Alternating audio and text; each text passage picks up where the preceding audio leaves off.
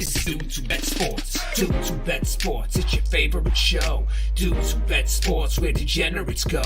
Dudes Who Bet Sports. Time to change your approach with Aaron Halterman and his father, the coach. Let's ride. Well, the Associated Press is full of shit. What is up, everybody? Welcome back to the Dudes Who Bet Sports show. We're back for another Thursday edition of the show. We got a lot going on. We're going to talk Oaklawn. We're going to talk NBA. We're going to talk NHL. Before we do, Papa Dude, how's it going? Great. Another beautiful day in the Ozarks. Pretty weather. Got to take advantage of these days. That's for sure. Very good day again, for sure. Should be another good weekend at Oaklawn. You're heading back. You had a good time last weekend, back going on this weekend. So, What do you think? I mean, last weekend was kind of a relaxing one. This weekend, I think there'll be more people to the track. Which do you prefer? Yeah, I would say with the weather the way it's supposed to be. I think they're calling thunderstorms late in the day. I don't know what that means, but it's only like 35% chance. The Apple Blossom has become a feature event at Oaklawn. Kind of disappointed it didn't draw a lot of horses, but there's quality there. So I guess it's always been a feature race, but when Zenyatta came down there, probably been 10, 12 years ago now, that's when it really got some headlines. Yeah, they used to run the Apple Blossom and the Oaklawn Handicap in the same day, and that always drew, or the same weekend at least. Sometimes the Apple Blossom would be Friday, Handicap would be Saturday. Yeah. And also the Apple Blossom used to be the day before the Arkansas Derby, and I think that brought a lot of attention to it as well. But over the years, it's always been great. Is that your favorite Apple Blossom? Was when Zenyatta came? Oh, no doubt about it. Yeah. You can't beat that one. And that was the year that Zenyatta, and they set it up to where her and Rachel Alexander were going to run against each other. Yep. And that didn't happen. But that used to be part of what they called the Racing Festival of the South. Yep. Where they had all of it on one weekend. And man, it was something else at Oaklawn. Yeah, you would have about 10 stakes races on 2 days, or 3 days. They'd run a Thursday stakes as well. And yeah, part of the Racing Festival of the South that it used to be was the Apple Blossom and the Count Fleet, 2 races we're getting ready to talk about. So it's different. I don't know about you. I can't get used to this new schedule. I don't love it. No, I don't either. You know, it just seems like the weather, I don't know. It's never very good in Hot Springs, but when you start in December and then you go through the early weeks in January, you just have so much cold weather. And I don't know, is it too long? Maybe I hate to say that because I always thought it was too short when they went the other way. Yeah. Now the weather has finally gotten better. And to me, the meat's gotten better simply because it's nice to race when the track is fast and the sun is shining. Yeah. I'm with you. I think that's a lot of it. And I think your major Derby preps before the Arkansas Derby, it's all during those weeks where it's like it's sketchy what you're going to get, and it's kind of ruined that part of it a little bit. But what are you going to do, you know? Yeah. Yeah, and I don't know. It seems like in recent years, last 2 or 3, they haven't drawn the fields like they were in the past. Are you thinking that too?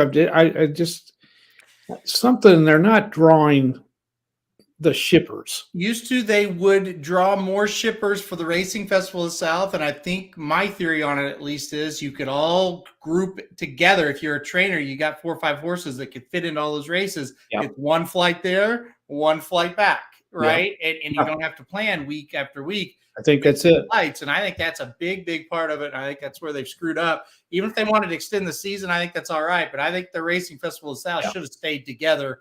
And listen, here we are. I'll go ahead and put it on the screen. There's 4 horses in the Apple Blossom, and that goes to what you're saying. Real quick before we go on here. Keeneland is happening right now. We're 1 minute to post the 3rd race. Michael says he does not have the 10 here in his pick 4, pick 5. I don't either, so we'll see how that goes. I also caught the other ward in the last race too, so we will see what happens at Keeneland. That'll be live coming up while we're talking about the Apple Blossom. We'll see, Michael. I don't have that 10 either. I'm surprised it's taking the money it is. All right, Papa D, let's go. Let's get to Oaklawn Park. Listen, 4 horses or not, we're going to cover it because it is the Apple Blossom Handicap.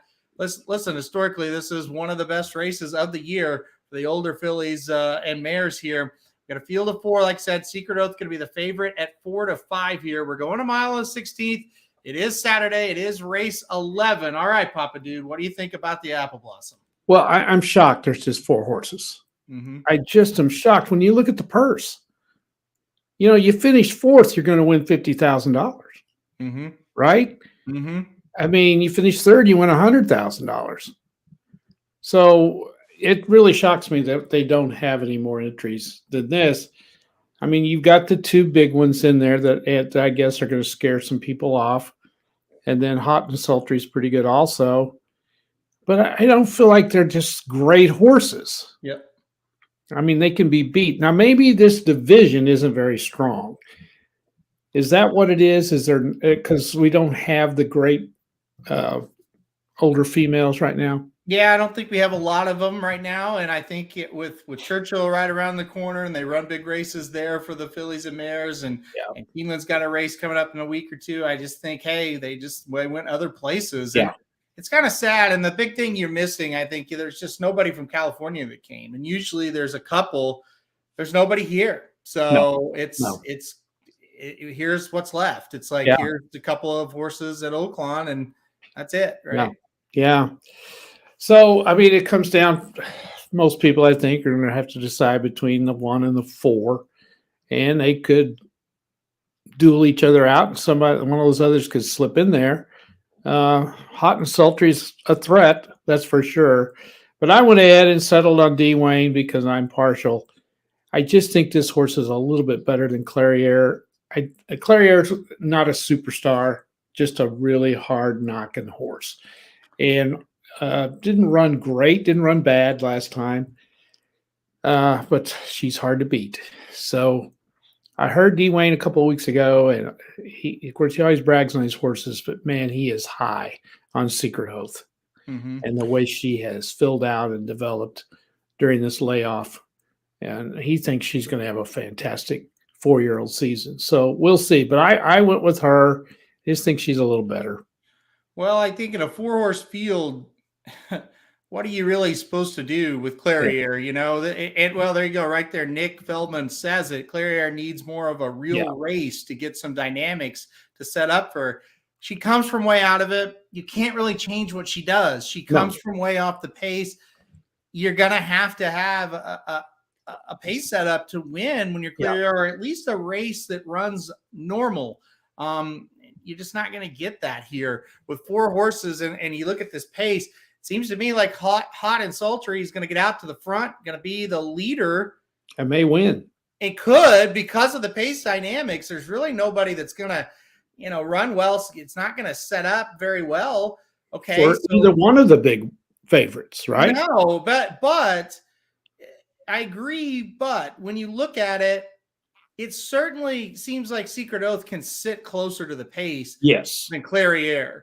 And so I don't think Hot and Sultry will be able to hold off a horse like Secret Oath if she's close enough. I project she's going to be. I went back and forth. I almost picked Hot and Sultry because I just thought, well, maybe she will hold them off. But I just think end of the day, Secret Oath sits close enough to get the job done. By the way, the 11 wins at Keeneland. I had the 11. Hope you guys did too. We'll be 3 for 3 in this pick 5. All right. But yeah, I just feel like Secret Oath, you've seen her before. She can sit 2, 3, 4 lengths off of it, especially if it's a slow pace. She'll make that move. And I don't think Clairiere's got that kind of move until the stretch. And I think it'll be the exact same thing that happened in the Azeri, where it's like she made the move and I can't come get her. So, but what do you really do with a 4 to 5 Secret Oath, right? There's something. You just watch. To be honest, I'm going for one reason. This might be, and I hate to say this, the last stakes race Dwayne ever wins at Oaklawn. Mm-hmm. And I'm not saying he's going to die or anything like that, but the odds are he may not have another one, as good as this one. Mm-hmm. I want to be there if he wins. I just want to say I was there. It absolutely could be the last grade 1. Yes. I don't know if it'll be the last stakes race, but it could be the last grade 1. I think that's what I meant. The next big one. As good as she's been running. Yes. She might go out and win another one this season. I mean, she's running very well right now. What I meant, the last grade 1 at Oaklawn. Yeah. Oh, yes. Yeah. That's what I'm thinking. And 100% entirely possible. Yeah. and I think it'll be an event if he wins. I think Oaklawn will make that Mm-hmm. an event. I think the anticipation is there. You know that I was down last weekend, and I'm in total awe of him and how he can do what he does at this age. Get up and ride a pony every day is that's unbelievable. And I was watching him in the paddock. He's pretty feeble. He really is. He's really starting to slow down a bit. Mind is still fantastic, though. You can't get anything by him, and he still gets around. But man, I just want to see it if he can win it. I think it would be special. I'm with you on that. I would love to see him win this one, and I think he's going to get it. Like I said, it seems like a race, pretty much made for her to get the job done, as long as she didn't get too far behind. And like I said, I do not think she will. And again, the problem for me is, how do you bet it? It's I think a really short price. Right. I think you just remember when Zenyatta came down there that year, and I think there were 5 horses. Well, there was no way you could bet it to make any money. You just sat back and watched. And I bet you down deep, Asmussen's not going to care if D. Wayne beats him in this one. No, probably not. I think they have so much respect for each other. Yep. I totally agree with you there. Before we move on to the Count Fleet, a lot of people had the 8 just now at Keeneland. Just a tough beat for the 8. Was closing fast. I had the 8 on the ticket as well. 15-1 versus 5-1 if the 8 gets home. So that's a tough one to take. That horse was probably best and just got going a little too late. All right, let's go to race number 9 on that Saturday card at Oaklawn Park. Now, we complained that we didn't have much to bet. It's going to be tough to bet. Here's a good betting race right here. It's the Count Fleet Handicap Grade 3 race here, going 6 furlongs at Oaklawn. It's going to be race 9. Like I said, field of 10. Now, this is a tough one. This is a very good sprint race here. All right, Papa Dude, who we got in this one? Where are we going? Wow, this one is, this is, you can go so many ways in this.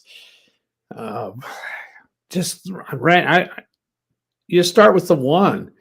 That's a solid horse at 10-1. Edge to Edge is just a really good horse that sometimes wins a race like this when you've got other good ones in there. Skelly has 2 wins, both allowance races. Lots of potential there. Candyman Rocket comes in running extremely well. Kahano Twist, another really solid horse. Surveillance is another good one coming in. Then you got Cogburn, and then you go all the way down to Strobe. Oh, yeah, all Strobe's done is won 4 out of 5. And I've got to ask you a question before I give you my pick here regarding Strobe. Is there a reason why Cox has never put that horse in a stakes race? I think it's a great question. So let's talk about Strobe for a minute here before we kind of give our picks.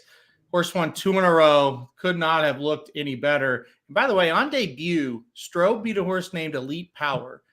Elite Power is the top sprinter in the country right now, if not the world. And so, this horse won and beat Elite Power by 4.5 in the debut race on Kentucky Derby Day, by the way. So anyway, goes on, wins again, then got beat over a sloppy track. Just didn't run very well. Now 2 fast track wins in a row. Right. I do think it's interesting. 5 races, 4 wins, 4 dominant wins, and we have not seen this horse in a stakes yet. That's weird. I'm really wondering about that. And he hasn't just won these allowance races and the maiden. It's like you said, it's by 5 and 6 and 7 lengths. Yep. So that could be exactly right, Dennis. You're wondering if there's some injuries involved in this. I went with him because he's finally put him in a stakes race. I don't think Cox would do that if he didn't think he could win.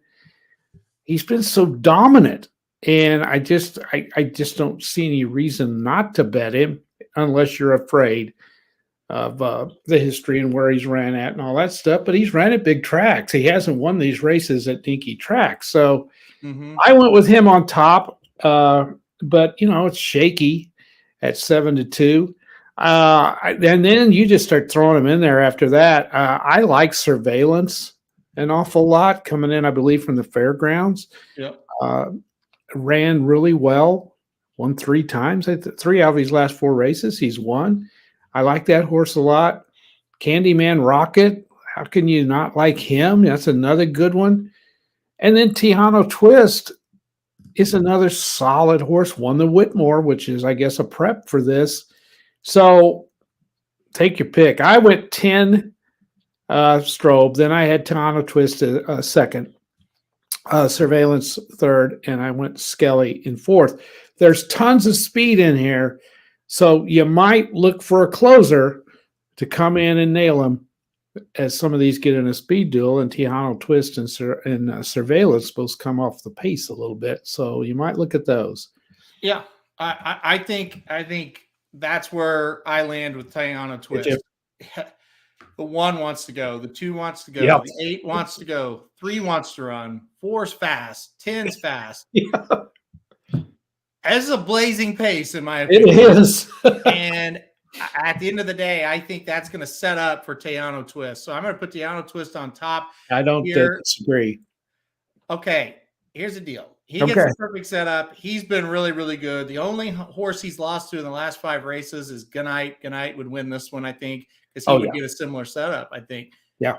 Now, Strobe is the one that is drawn outside of all the speed. So I think the key is, I think they've got to sit Strobe off a little bit and monitor that situation. If he can sit and pounce, he's going to still be tough. He's the one, since he's drawn all the way to the outside, maybe he can sit off just a little bit and still win. So that's going to be a big key for him. I've got a crazy one for third. Okay. I like the number 9, Pain. Third. Here's why. Great setup. This is the other huge closer in the race. There's 2 big closers. Tejano Twist makes a ton of sense. Very logical. Has been getting up and getting the job done. Pain, not as much. It's been a little bit sketchy. We did win 2 races back. He always seems to come with a little bit of a run. He's never quite there. He gets the absolute perfect setup. At a 20-1, and I think he'll be every bit of it, he might get up there and get second or third and really make this thing pay.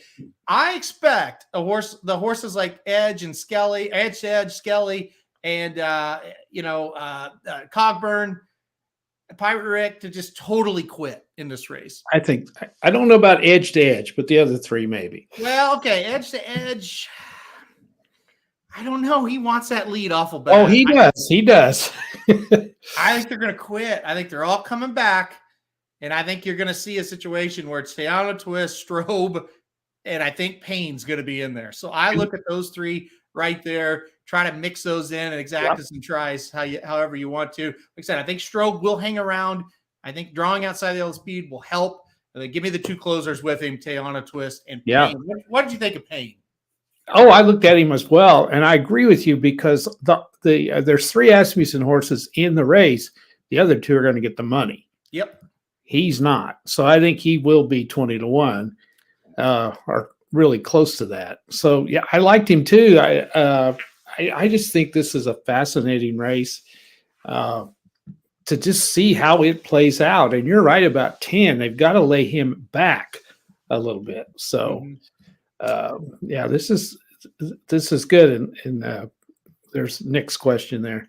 Yeah, Nick says, how often would you get a Cox horse with the record like Strobe going into a stakes race and might not be the favorite? And if that's an angle you're going to play a win, how can I sit here and argue that point? Yeah. He has a very good point. And if I had a little more, because here's the deal. And again, sometimes horses get on the lead just because they're faster than everybody in the race. And when they're not, that doesn't necessarily mean they can't win. They might just stalk. I just wish I'd saw a race where he did that, out of these last 5. And you don't force them to do it when they're faster than everybody else. I get it. But I just think this is a little bit different of a pace scenario than what he's faced. I'm going to play him on the pick 4s and 5s. I'm not going to try to bet him to win. That's where I landed with him. Can't talk anybody off playing Strobe. I mean, you're picking him as well. I don't think it's a dumb pick whatsoever. Well, the thing that bothers me, again, and we follow Cox a lot, when he has a really good horse, especially one that's won 4 out of 5, by a combined, I'm just going to casually say this, 25 links. Yep. That's close to that, 20 to 25 links. And he hasn't run in a stakes race. That's extremely odd to me. Yep. I agree. Look, when he came back, okay, so he obviously had some health issues. Yes. He had 160 days off between his first and second race. He came back in the second race on October 14th at Keeneland. So that was would have been about 3 weeks before the Breeders' Cup. And he dominated by 6. And a lot of people were like, maybe he doesn't go to the Breeders' Cup, but he's going to go to the Malibu, this, that, the other, whatever. You know, he didn't. He went to an allowance on November 12th at Churchill and got beat. And so I was still thought, okay, now you go to Fairgrounds. There's an allowance for him. Why not do it? Dominates. And then you're like, okay, Fairgrounds, there's plenty of sprints. He'll go to that. And he didn't. He went to another allowance. So it's strange. It is odd. Yeah. It's very odd. You know, we'll see. We'll see. Maybe I'm reading too much into it. And no, I don't think you are, because we know what Cox does, and all trainers. Yeah. So, I mean, you win the maiden, you win it easy, right? Mm-hmm. And then you dominate. So the progression is to go to an allowance or a small stakes. So you go to the allowance, boom, you win easy. And then the next progression is definitely a stakes race. Right. Yeah. And it didn't happen. So it's weird. So let me throw this at you right now. We talked about it because Mike Somich's best bet from the show was the 10 horse in the 5th race at Keeneland. He's trying to beat the 3. Michael says the 3 has scratched. I went and looked it up. The 3 certainly has scratched. Oh, boy. When did this happen is my question. Because I'm alive to 2 horses in that 5th leg. If we get there, we got to get through one more. The 3, which was sidekick, and the 10, Somich's horse. Yeah. Oh, boy. Now I'm going to be alive to the post-time favorite and the 10. What happened to the 3? When did that happen? Oh, my God. I don't know, but we're not going to get 6-1 on the 10. And that's the other thing. It totally screws Somich's 6-1. I mean, the 10 may actually be the favorite, which means the pick 5 would be for $1. Or you could, Michael, it's going to be the 10 or the 1. I mean, the 1 is Cox Giroux. I guess if you're going to be in the situation I'm in, that's not terrible. Also, I got to get through the 4th race, so it probably won't matter. So I don't think what's the Cox horse? 5-2, 5-2. Well, the Cox horse was morning line 4-1. 4-1. Well, he's going to drop to 5-2. Yeah, and I would say that Somich's horse will be 3 or 4-1. Yeah, I'd say 4-1, maybe 7-2. I don't think he's going to drop down that to the favorite. Yeah. When in the hell did they scratch that 3? He was in as of an hour ago. I don't know. All right. Well, anyway. Something happened. Yeah. Damn it. Okay. Well, let's move on. Do you have any closing thoughts for Oaklawn before we move? No. Okay. It should be a very good day. But, you're right about the busting up the Racing Festival of the South. I think that has really hurt the more I think about it. I think Oaklawn, I think they've gone the way of we need more race dates for more people to be here, to more people to get in the casino, and they don't really care. I think that's a lot of it. I think you're right. I think it's affected some stuff. I'm all for the extended season. I think it makes sense. I thought their meet was too short as it was, but I don't think an extended season means you have to break up that series of races. So, it's not the same. No, it's just not.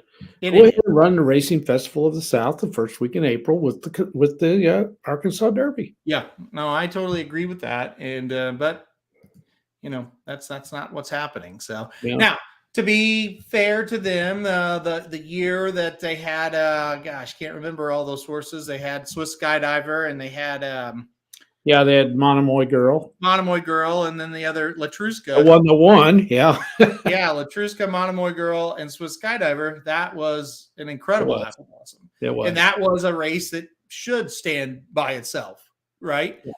So a lot of it is just. I was there that day. That was 3 of the most beautiful horses I've ever seen. Yep. I tell you, that Swiss Skydiver. She's a looker. She is gorgeous. She really is.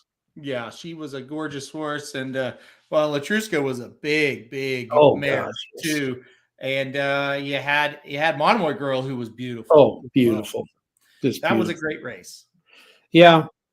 That Yeah. And that year- field wasn't that big either. But no, only you had 3 of them instead of 2. however, okay, it was a field of 5. You're Yeah. right. But however, that being said, we don't have any. I know Secret Oath won the Oaks, but she's not up to the level of those 3 right now. Not yet. So she's not. Those 3 scared everybody off that year. Oh, exactly. Exactly. Anyway. Yeah. Oaklawn has got some problems. I mean, it's our track. I love it. It's, and I'll say this, and we've said it a million times on here. If you ever get a chance to go, make sure you do, because Saratoga, I guess, is a lot like it. Maybe Keeneland, you guys were talking about it. Mm-hmm. But there's pure race fans at Oaklawn. Everybody there is a race fan. And it's a destination is what it is, like Saratoga is.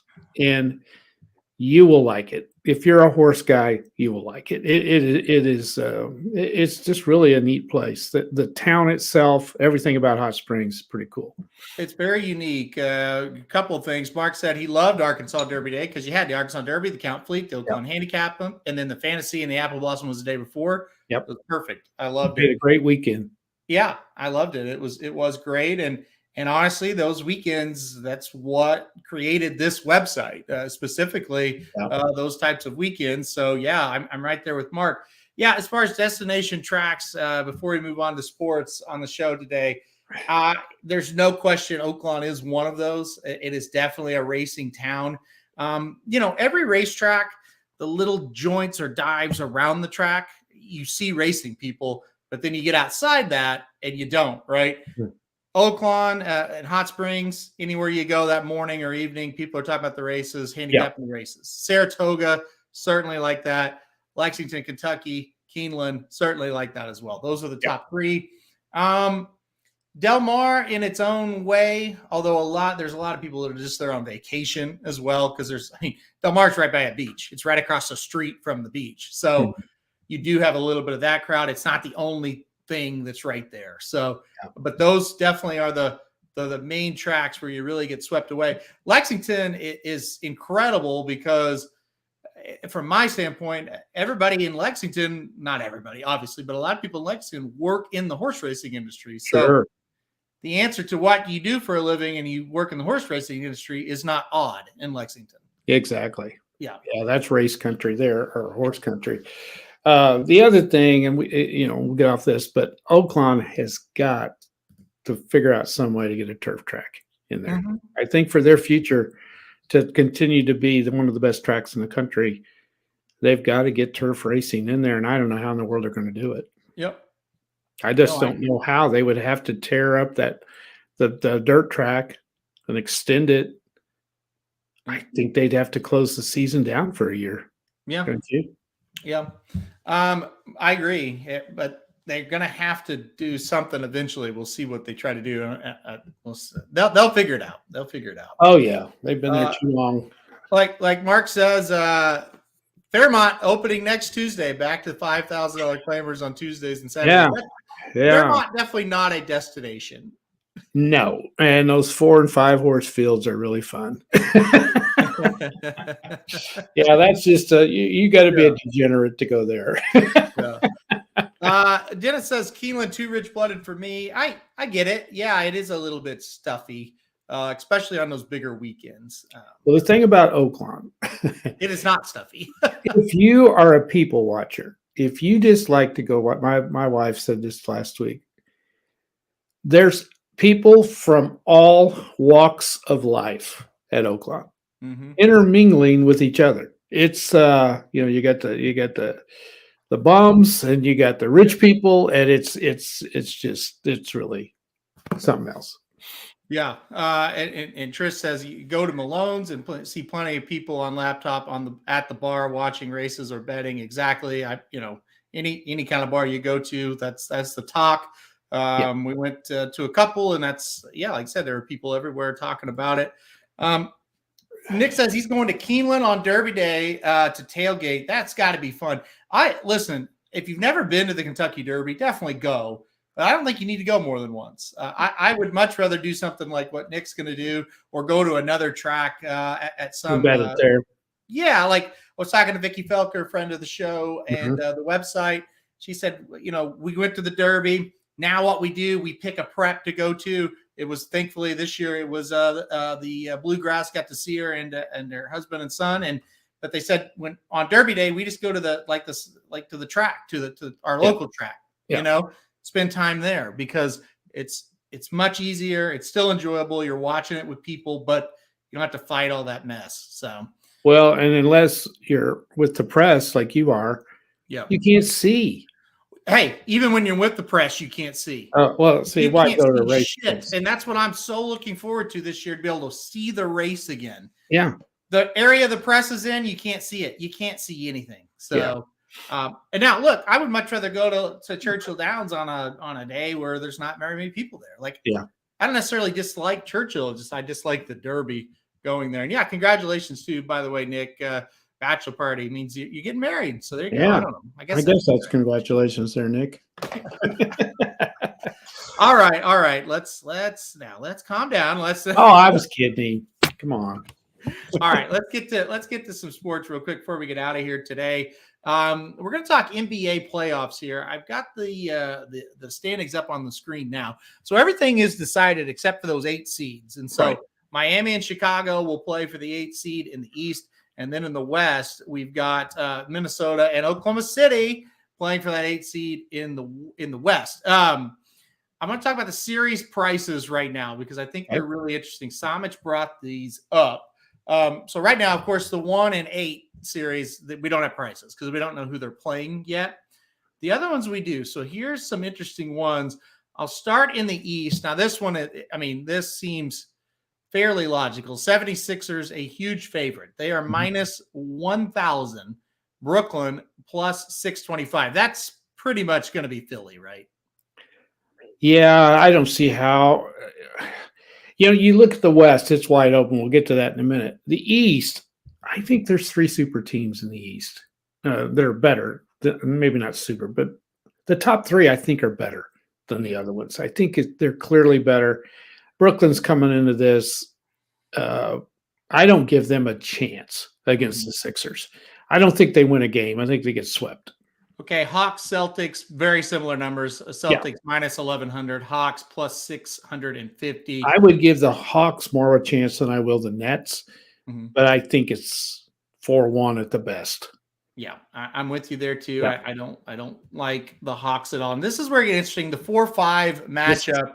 Cleveland is a favorite, minus 220 for Cleveland, plus 180 for the Knicks. What do you think about this one? Well, that's the only one in the East that you can bet on, I think. If you're just taking the odds like that. What's the Knicks again? The Knicks are plus 180. Wish they were a little higher. I think they can beat them. I do. Here's the thing with Cleveland. They can't win on the road. They don't play very well on the road. And if the Knicks can go in there and steal one, which I think they can, they're not that bad. Yeah. They just got a really good record. I think I'd take a shot on the Knicks. That's the only one I'd look at. I really like the Knicks to win. I think the Knicks are going to do it. They could. Yeah. Normally, other than the 4-5, the first round of the playoffs in the NBA, other than the 4 versus 5, are usually 4-0.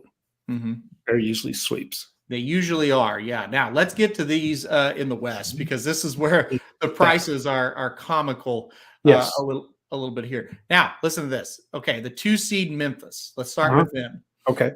They are plus 140, and the 7 seed Lakers are the Lakers are plus 120. The Memphis Grizzlies are minus 140.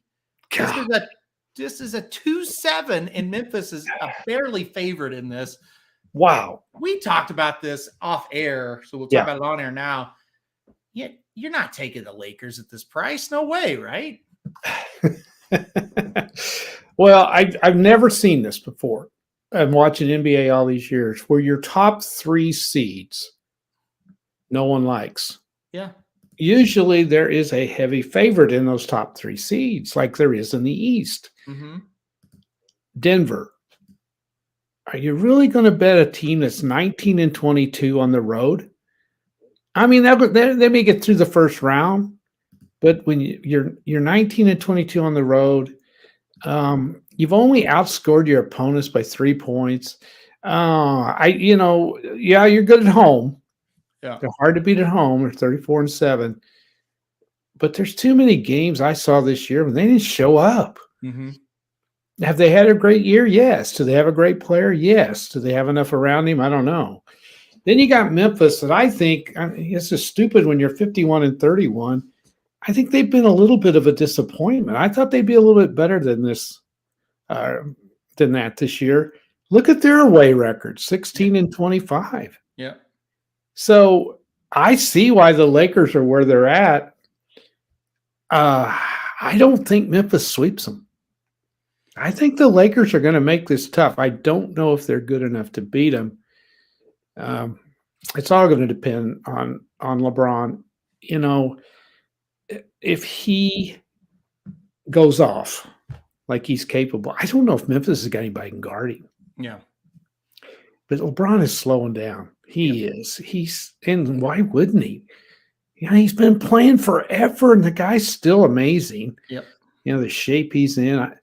I was watching him the other night. It was in the overtime. I think it was in overtime, maybe right at the end, towards the end of the fourth quarter. But he got the ball out in the open floor on a rebound, and he took off the other way. And I'm telling you what, I wouldn't get in front of him. There is no way. He would absolutely kill you.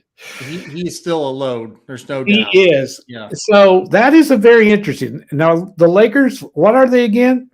The Lakers are plus 120. That's not good enough. No. I'm not going to take them now. You may cash that bet, but that is crazy to take them at plus 120. Yeah. You need 2, 3, 4 to 1 in my Absolutely. opinion. I don't like it. Now, another one here, and this is the crazy one. So the 3-seeded Sacramento Kings plus 235. The 6-seeded Golden State Warriors minus 285. I don't think that's ever happened. No, there's no way in the world that's ever happened. That's nuts. Yes. Give me the Kings. You know, Golden State's flawed. Look Clearly, at their they're the 6th seed. Yeah. Look at their okay. I usually look at a quality NBA team. Look at how they do away from home. Yeah. I think you can tell a lot about a team away from home. Golden State is 11-30 on the road. Yep. The Kings are 25-16, which I never would have guessed. That's a pretty good road record. Yep. Here's the thing with the Kings. We've said this all year, and I can tell you right now, I can't name you one guy that plays for the Kings. Can you? I cannot. No. Be completely honest. I have no idea. And they're 48-34. Now, one of the reasons is they play on the West Coast, so we don't stay up and watch them that much.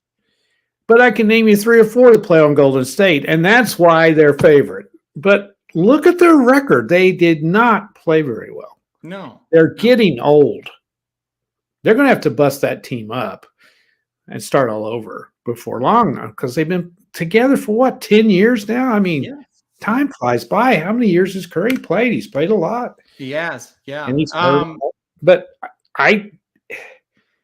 if you're going to bet that, you're going to take the Kings, don't you? To me, it's a no bet because probably, but still, I don't want to play the Kings. I don't think the Kings will beat them. I tell you what I'm going to do. I'm going to bet the over in every game.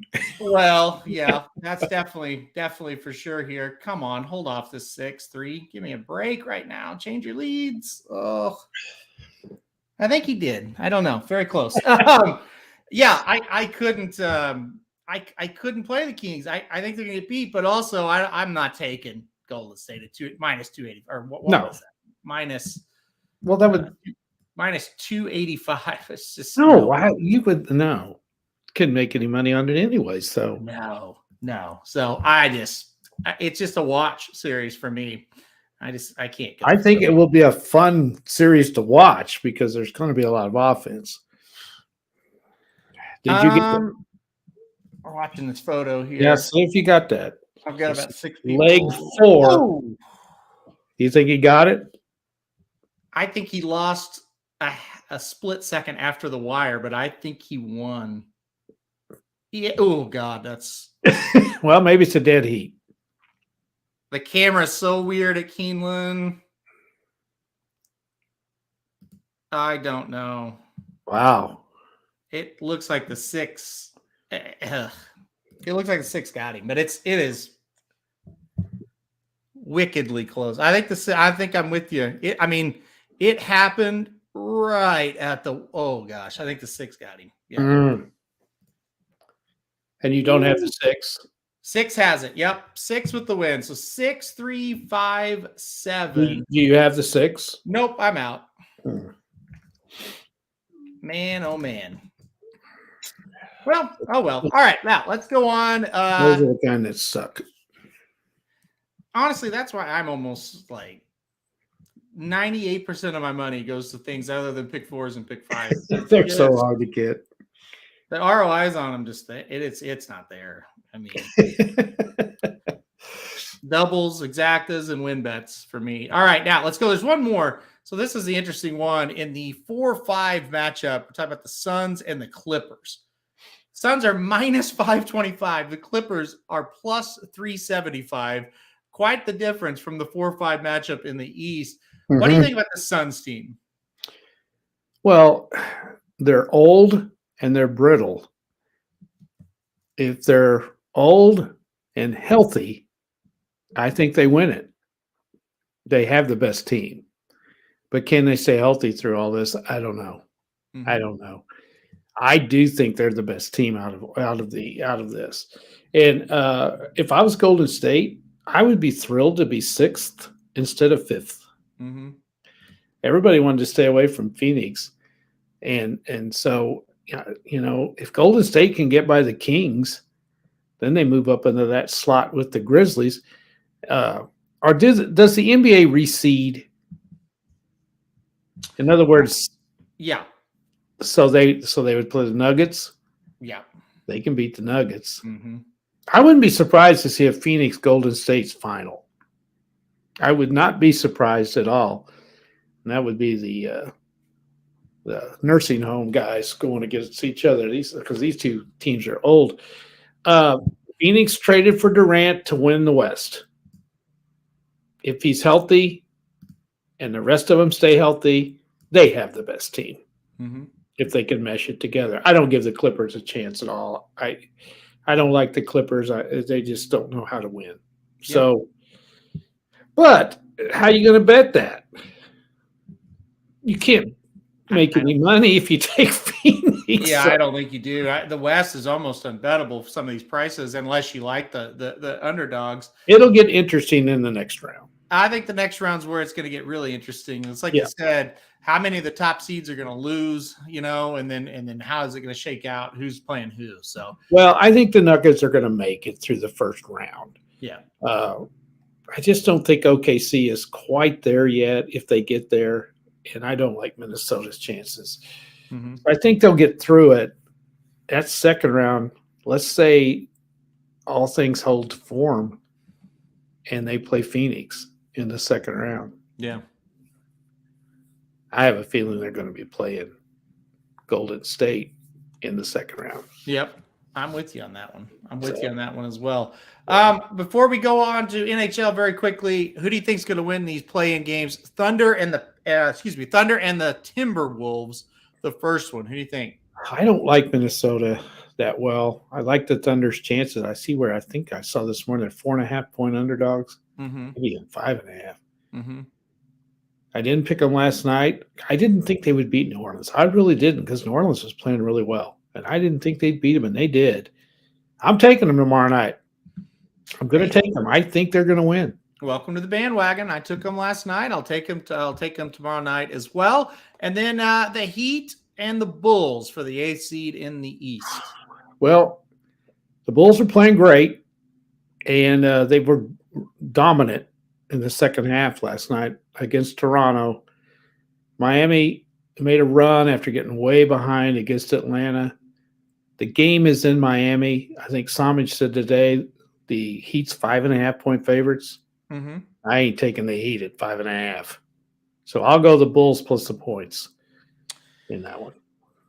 Bulls plus the points in that one for you. I'm kind of with you. I think the Heat, I don't know. We'll see what the spread is tomorrow. I think the cover, but I think the Heat will get it done. The Heat never did get going this year. They never did get on any kind of a roll. No, they really didn't. Yeah, so they're not as good as they were last year. Yeah, and the year before. I agree with you. They never really did. Yeah. All right, let's move on to the NHL very quickly here. We won't spend a ton of time. We don't know exactly who's going to play who. So that's why we can't spend a ton of time. There's still one more game or two nights. There's a game tonight and a game tomorrow, or a couple games tomorrow, makeup games. Let's start with the East. Obviously, Boston, the team to beat. Yep. Will anyone beat them, and who will it be if so? Well, we talked off air, I think, on this. I really like Toronto. And everybody said, well, they can't even win a round. Mm-hmm. Okay. If they can get out of that first round, I think they're talented enough to win. Can they beat Boston? I don't know. Boston is just so solid. Yeah. They don't wow you with how they beat you, but at the end of the day, you're beat. And they just have such a great team. So I like them. Of all the teams, I think Toronto's got a little bit more than the rest of them do. Carolina, a great regular season team. They just don't score enough for me. Ditto to the Rangers. Mm-hmm. Usually you got to have a little more offense than they do. I think the Lightning's on their way down. I think if Toronto doesn't beat Tampa this year, and that's the one series we're sure of. We know that matchup is set. If they don't beat them this year, I don't know if they're ever going to get out of that first round. They're better than Tampa. Yeah. I think Vasilevsky's kind of slowing down, and Tampa doesn't they're getting old. You have to beat Tampa this year. You have to. Toronto. Last year, Tampa was a really, really good team. They still had a lot of juice left. They made it all the way to the finals, so you lost in 7 games to them. If you're the Leafs, it's like, whatever. This year, you got to beat them, period. You have to beat them. They're just not as good. Nope. Vasilevsky's not as dominant as he was. Nope. And they're getting old. They're getting older. All dynasties finally age, and you got to start rebuilding. I think you'll see a rebuilding in Tampa. Yep. Even though a lot of teams would like to take their record. The team that none of us watch much or know much about are the New Jersey Devils. And that's one of those teams we just don't know what they are. Florida is playing pretty well, and the Islanders are sneaky good. So, but they don't score enough either. So I just don't think either one of those teams can get through it. Well, go ahead. Tonight's a big game for Florida. If Florida beats Carolina, then that means they're going to avoid the Bruins. Yes. If they avoid the Bruins, I think Carolina can make a run. If not, I think they're in trouble, obviously. You're talking about Florida. I mean, Florida can make a run if they win tonight. Yeah, and avoid I like their chances in a series against Carolina. Yeah. Not the Bruins. Yeah, I agree. Yeah. Well, if they win tonight, they might play the Devils. Yeah, that's true. And it sounds for like some reason Kevin's a big Devils fan. Yeah. I wouldn't want to play Florida. No, but I like the Devils' chances to beat Florida better than I do the Hurricanes. There's just something about Carolina. I don't know what it is. I guess they just don't score enough, maybe. Yeah. Devils do not want the Panthers. Okay. I agree with him. I would rather play the Rangers because this Panther team they're a very good team. They are. They played like crap most of the year. They did, and they figured it out. Yes. At the right time. I think they're scary. We'll see how it shakes out. The matchups are going to be interesting. As Kevin said a little bit earlier, Devils Rangers would be a fantastic series. Oh boy, would it ever? Yeah. And it could definitely happen. I think if Carolina wins tonight, it's going to happen. So we'll see. I kind of lean towards Boston here. I don't really know who's good enough to knock them off. So no, I just have seen over the years these dominant regular season teams struggle to get through all the way to the end. I get it. And I don't know why, but they do. I think the pressure's on them. I think that's a lot of it. They got a lot of pressure on them. Wasn't the Patriots the year they went undefeated? They didn't win the Super Bowl, right? Yep. Remember when Golden State had that team and set the record for most wins? They didn't win that year. There was who else did I? Oh, one year, this has been way back, the Mariners. Yes. Had the best team by far. They may have set a record for most wins. I think they did. I think it was broken. I think it might have been broken here recently, but they didn't even get out of the first round of the playoffs. No. So it happens a lot. And you're right. You do have that added pressure on you. Because when they drop the puck on the opening game of the Stanley Cup playoffs, the regular season means absolutely nothing. So Kevin's right. Here's a hockey team right here. The Lightning got swept by the Blue Jackets not too long ago. Remember that? Yes, I do. That's right. Yep. And 4 games to 0. Yes. Yes. And I remember the Red Wings got beat once. Yep. To the Sharks. The Sharks. The Sharks? Yeah. Okay. Yep. Oh, it happens. Hockey is weird. Yeah. Somich was talking about momentum in baseball. Hockey's the same way. The year the Blues won the Stanley Cup, 2019, they were not dominant at all in the regular season. They got hot down the stretch. Yeah. And made a great run, but I don't think very many people picked them to win the Cup. And everything just kind of came together for them. And, you got to win a game you shouldn't. You know, I mean, Boston can go out and play great, and the other goalie shuts them out 1-0. Yeah. I mean, it happens, and it's just, man, hockey is so tough. Curtis says, aren't the hockey playoffs just a random number generator? No, they're not. Playoff hockey is just different from regular season hockey. So once you get into the playoffs, there's teams that are built for it a little bit better. The good news for Boston, they are a team built for the playoffs. Yeah. They're solid in every line. Yeah. If you don't follow hockey much, you need 4 lines. Yes, depth becomes a huge thing in the playoffs. Yeah, you can get away with it in the regular season. When the Blues won the Stanley Cup, their 4 lines were unbelievable, and they got scoring from every line, and that's the key. And Boston's got it. Yep. The great teams do. Yep. You can't just have your stars. Now, your stars have got to play well, and they have to score, but they got to have help from the rest of the team because the other team's going to do everything they can to shut down your star. That's the thing. It's all intensified in the playoffs, and so that's what happens. That first line that usually has your stars, a lot of times will get shut down until your second, third, and fourth lines come up, rise up, and get goals. And then when you got to start paying attention to the other lines, then your first line is able to get some offense going. So and that's what happens. That's the key. And no, it's not random. It's very much who's built for the playoffs and who's not. And like I said, the Bruins certainly are a team built for the playoffs. Yeah. A team that I don't think is built for the playoffs, the Dallas Stars. Right now, they are in first in the West right now on the Central Division side of it. I don't think they have that scoring depth that we just talked about. However, they are sitting there in a good spot. But let's talk about the West. Mm-hmm. Didn't think I'd say it. I'm all over Edmonton. I think that another team that really wasn't built for the playoffs in previous years, I really think they are right now. They're really rolling. I like Edmonton and Colorado here. What about you? What do you like in the West? Oh, I agree with you totally. The Stars have been playing much better in the last month. They have a lot of ties, but they had a lot of ties, and they haven't been playing those games lately. Yeah. You know, they've been winning instead of – and when you see ties, that means they got beat in the game. They actually lost the game, but in hockey, you get a point if the game ends in regulation in a tie. You get credit for playing that well. And then so those when you see 14 on the OTL there, that means they lost 14 more games. Yep.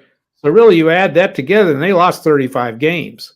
That's not the way it works in hockey, but anyhow, they're still a tough out.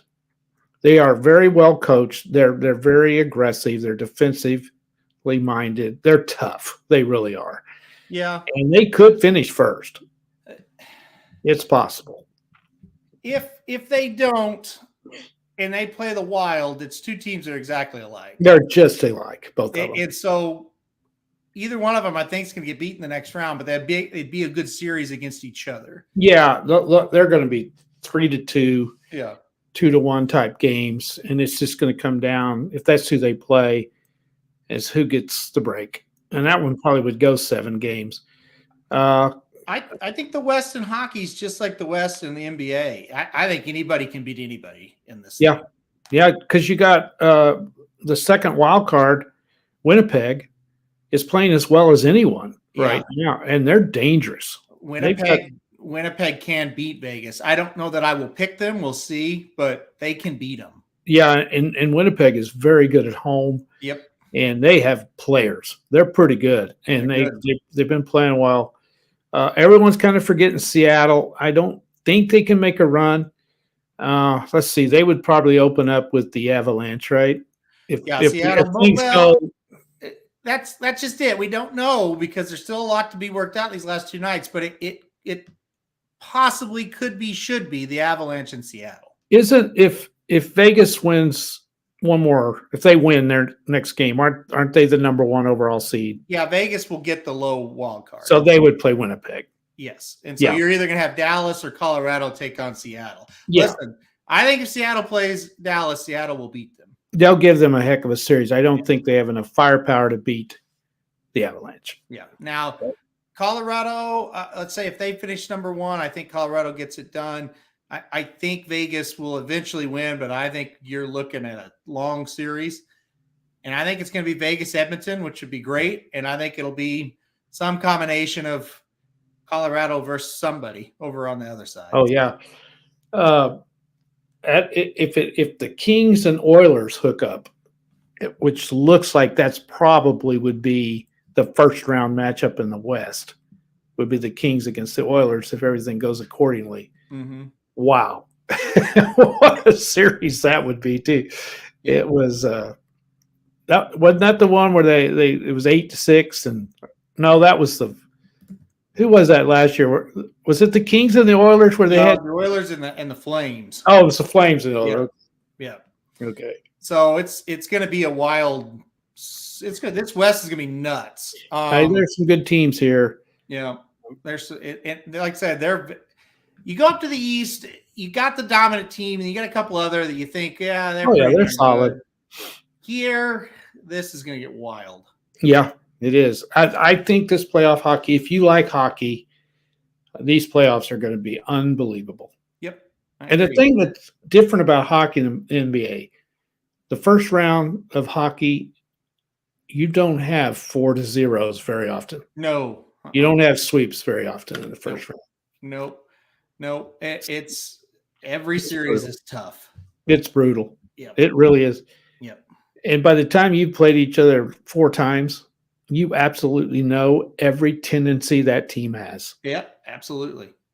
It is tough. And it's a battle. It's a war of attrition in the NHL. Oh, it is. You got to stay healthy too. Yeah. Oh, that's a big key as well. And goaltending's got to be there as well. If the goalie gets hot, they can take you a long way. Oh, yes. So, and vice versa. Now, Dennis wants to know if you have a question. He's missed this part of the segment. It's time to end the show. I know, have Dennis. A question for us? I've been letting everybody down. Yes. Yes. All the fans hate you. Well, hang on a minute here. I should have got. One thing before you do it, I'll give you time to think about one. Jason says he likes betting the road teams in hockey. Seems like home ice gets overvalued when it is really a toss-up. 1,000%. I agree. Home ice should mean everything in hockey. It doesn't. It does don't not. argue with me that it does. It never does. It never No, has. I totally agree. Yep. It does not. We've talked about it on the show. You get the last change when you're at home in hockey. So basically, which is important. The other team has to put out all 5 players. We'll say it's a stoppage. The other team has to put out all 5 players, and then you can look and see, okay, who did they put out there? Now I'll put these 5 guys out. You would think that would be a huge advantage. You'd think. It's not. Mm-mm. It's weird, but it's not. I just think it's because it's not. It is a huge thing, but it's it not. is a huge thing, and it yes, do not back it up because you want the matchups. It's all about matchups, and you get to have your matchup. You hear a hockey coach, they will tell you over and over and over how important that is. It never matters. Mm-mm. You should have an 80% home win if it mattered as much as what everybody says it matters. It doesn't. Yeah. And it's the weirdest thing. And you talk to hockey players, they'll say it's so important. You talk to coaches, everybody says, oh, that is just vitally important. It doesn't mean shit on the ice. Mm-mm. Yep. So it's weird. Anyway, you got a question? I just think I think it's like baseball. Baseball, the pitcher controls everything. Yeah. And the goalie controls everything in hockey. Yeah. You very rarely are going to see a team win the Stanley Cup that doesn't have great goaltending throughout the series. You have to have great goaltending, too. And, hey, by the way, Vezina winner probably playing for the Bruins, so there's even another thing in their favor. Well, the backup goalie's great, too. I know. They've got 2 goalies better than a lot. It's almost unfair what they did this year. They've done a fantastic job. Yeah, they have. I mean, winning 64 games. But it means nothing. When the puck drops this weekend, yeah, all of that shit means nothing. Yeah, they're 0-0, just like the other team. That's right. And those goalies that played good, if they get a little bit of a cold, they got to go right out there. Right. That's what makes it makes it so hard in any sport. Yep. When you've done so well in the regular season, and then you have to turn around and do it again. Yep. And it's so difficult. It is. To do. You've done it once, man. Now you got to turn around and do it again. Yep. I can't shut up long enough to think of a question. Can you think of anything? Let's see. I've got one, but I don't want it to go too far. Well, let's not do that. Well, I know. I'm just going to say I would like to see one thing changed in this country. Oh, let's not do that. No. Listen, no. I'm not mentioning anybody. Okay. And I think we would be in much better shape if we would do this. I would love to see us get rid of the political parties. Oh my God. Well, that's a great one. Yes. We need to look at that very much. But here's the problem. And if I'm not speaking to someone that's listening to this, that's fine. If you do your homework, research, whatever. But all the political parties, 90% of the people that vote one way or the other, they don't have a freaking clue what that really means. They don't. And not a clue. It's become, this is my team versus my team. Yeah, you're right. And I think if we would just do away with that, and it's me running against you, you're going to listen to what the person says. Yeah. And also, when you get elected to Congress, you're going to be your own guy. You're not belonging to the Democratic Party. You're not belonging to the Republican Party. Yep. You're you. You vote the way you feel. Yep. And that would solve a lot of, well, I don't know. It probably would create other problems, but it would solve a lot of the problem of, hey, this person A is on my team, so he's my guy. And you're like, wait. He killed 3 people last night in cold blood. We've got video of it. Doesn't matter. He's on my team. That's right. And I think it needs to happen. And, a lot of people don't know this. If you didn't teach history, or you didn't listen to your history teacher, which nobody did. Yeah. George Washington said this on the day he quit, on the day his resignation speech or whatever, his farewell. He said, at that time, we didn't have political parties. He said, the worst thing that can ever happen to this country is to have 2 political parties. Yeah. And the very thing happened after he got out. And used to, the 2 sides could work together somewhat. It has not been that way for the last 20 years. Was this a question or more of a statement? I think it's a statement. It's a statement. I'm sorry. Yeah. So, well, and that's the thing. Here's what happens. When you get two separate entities like this, instead of everybody wants, not everybody, but the normal group of people want everything to be in the middle, right?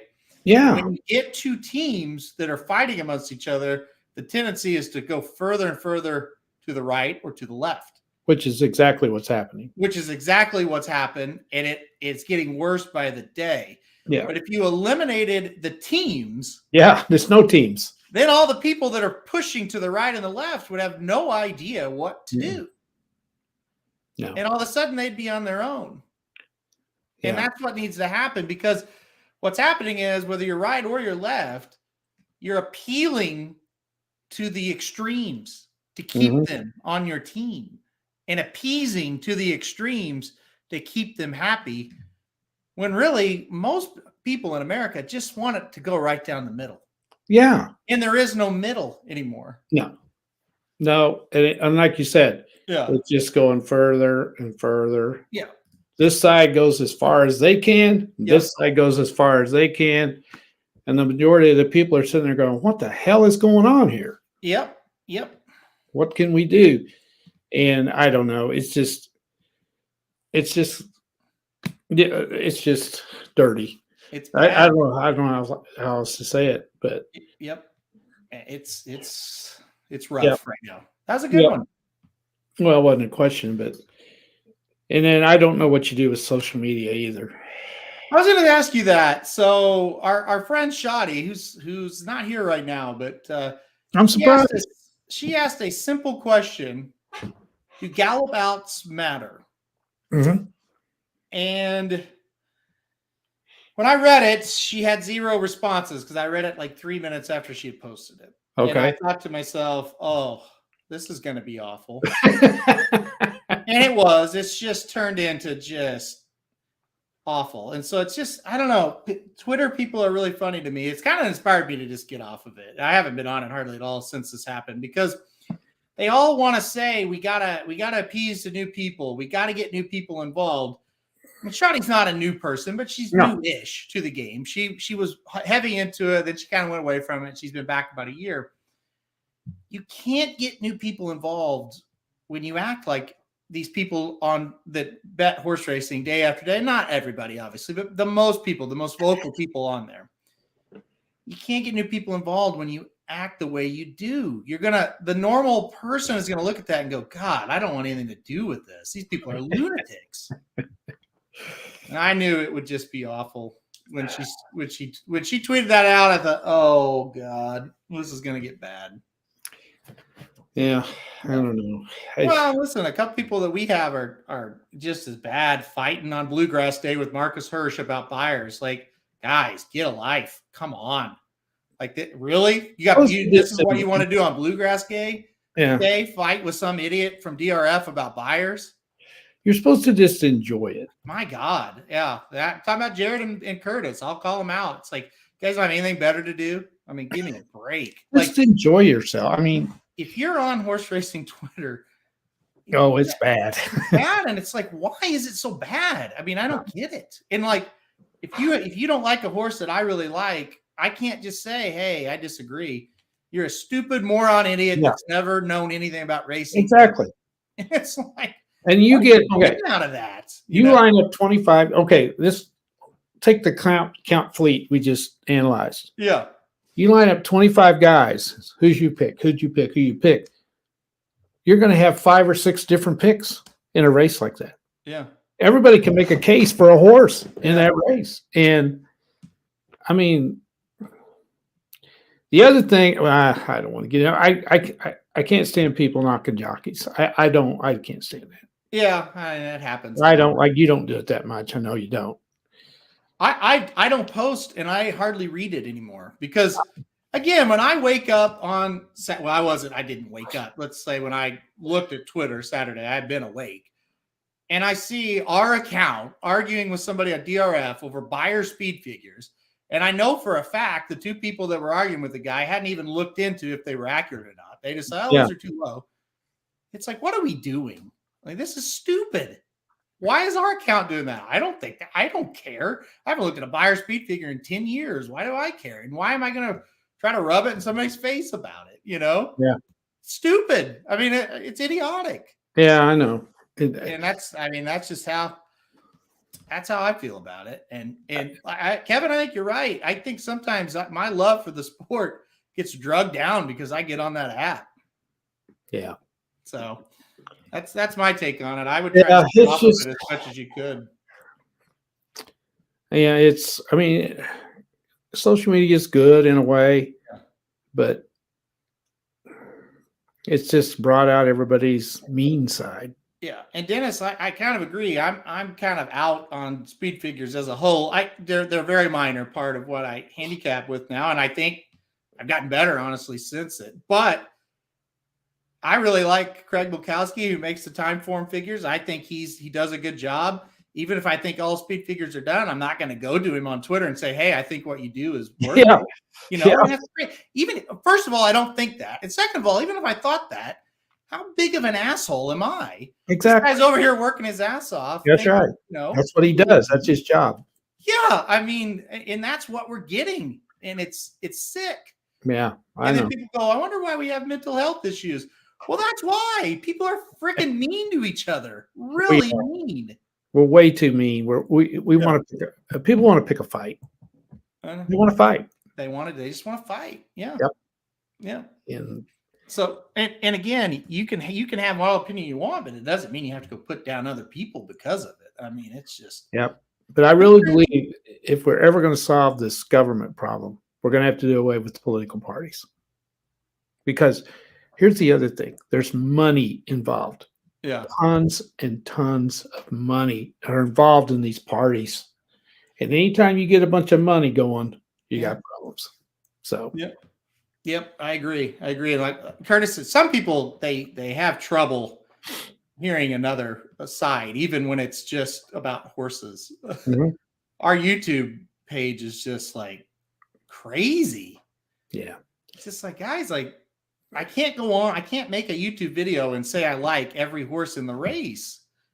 What would that be the point of that? Like, I don't personally, if you have a horse that's different from mine, I don't personally hate you or that horse. I'm just not betting him. It's not that big a deal. That's your choice to bet the horse. Yeah. So, I don't know. We're just too hateful with each other, I guess. Yes. But just go to the track, bet what you want. Mm-hmm. But if you get beat, don't blame other people. Blame yourself. Yeah, exactly. Have you ever said anything bad about a jockey when your horse wins? No. Oh, he was fantastic. And then the very next race, you may bet the same jockey and you get your ass beat. Well, that damn jockey screwed me up. Right. Yeah.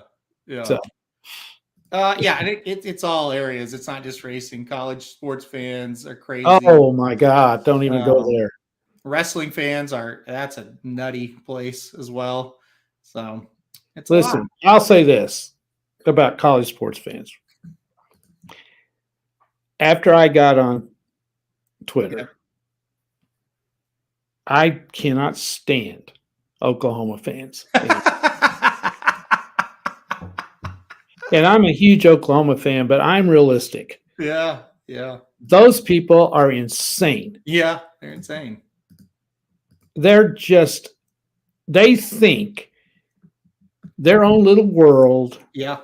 They are the greatest football program in the history of time. Mm-hmm. There's no reality. They're going to go into this SEC and they're just going to kick everybody's ass because that's what they've always done.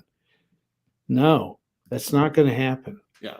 And they're going to get a dose of reality and they ain't going to like it. I don't know. You probably didn't see this, but Barry Switzer made a comment that he doesn't think the fans are going to be able to put up with the SEC because we're not going to win all the time. Yep. And they attacked him like he was evil, just a horrible person. Yeah. And all he's done is given his life to Oklahoma. Right. Because they don't want to hear that crap. They don't want to hear it. So yeah, Oh, they're horrible. Yeah. Yeah. Now they're all mad because the softball team, what's happening? Of course, they're winning every freaking game. Yeah. But what these teams are doing now is they'll pitch a pitcher for one inning and they get her out of there and put another one in. Mm-hmm. Because those hitters are so smart that they get used to what those pitchers are doing. And by the time they come up the second and third time, they know what they're going to throw. Right. Well, that's called strategy, and that's what they're doing. And now they're all pissed off about that. The rules need to change. You can't have rules like that. Well, I mean, that's just delusional. It is. So, yeah. So anyway. Well, we've solved a lot of problems. I'm glad Dennis brought that up. We needed. Well, I do. I wish we would get rid of the political parties. I'd love to see that happen. Yeah, it would be chaos. Yep. All right. The signs in my neighborhood would be interesting. What would all these old people do? Who would they support? Well, you still would support a person. No, but who would it be? You would have to guess. Well, you could go ahead and support the person. But what would happen if you didn't have the parties? I don't know. Certain people wouldn't rise to the top and everybody follow them like they do now. Right. It would be interesting to drive down this road and not know what the 20 political signs I'm going to see, what party they're at. So I know. No matter who. Like I said, there's people in this neighborhood that if the certain party person murdered someone on live television, they'd still It wouldn't matter. Yeah. So all right, we're getting out of here. That's it. That's the final statement on a way to boy, we've really ended it on a great note here. So Have a great weekend, everybody. Enjoy the weather. If your weather's good, by the way, flooding in Fort Lauderdale, that is awful. It is awful. No racing today at Gulfstream. I don't know about tomorrow. It might not happen either. It's bad. Yeah. Pictures are unbelievable. So hopefully if you're in that area, you're staying safe. And I've heard everybody's okay at Gulfstream. So far, at least I've heard that. So hopefully that continues. Yeah, that's scary for sure. All right. Well, yes. Have a good weekend. Enjoy the weather. We'll see you next Thursday. This is Dudes Who Bet Sports. Dudes Who Bet Sports, it's your favorite show. Dudes Who Bet Sports, where degenerates go. Dudes Who Bet Sports, time to change your approach with Aaron Halterman and his father, the coach. Let's ride. was associated